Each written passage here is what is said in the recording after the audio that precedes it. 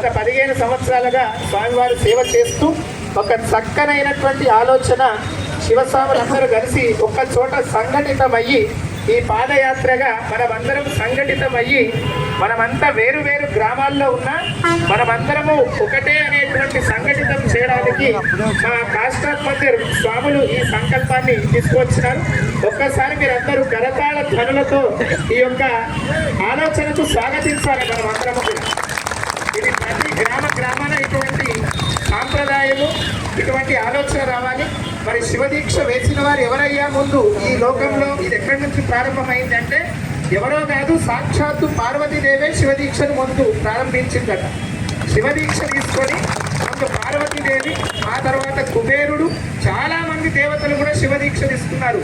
ఆఖరికి మహాభారత యుద్ధంలో అర్జునుడు నేను యుద్ధం చేయను అంటే శ్రీకృష్ణ పరమాత్ముడు ఒక మంత్రాన్ని ఉపదేశం చేసినాడు అర్జునుడికి.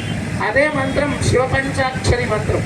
ఆ మంత్రాన్ని ఉపదేశం తీసుకొని శివుడి కోసం తపస్సు చేసి పాశుపత అస్త్రాన్ని పొందినాడట అర్జునుడు. ఆ తర్వాత ఏమైందో మీకు తెలుసు. ఆ పాశుపత అస్త్రంతో మహాభారత యుద్ధమే గెలిచినాడు. ఏ మంత్రంతో? శివపంచాక్షరి అనేటువంటి మంత్రంతోనే గెలిచింది. కాబట్టి ఈ శివదీక్షలు ఉన్న వాళ్ళందరూ స్వాములు దైవ స్వరూపులే.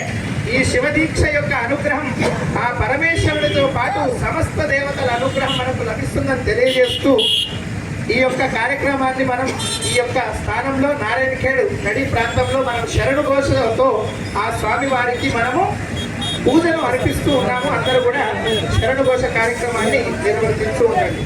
ఓం నమః శివాయ.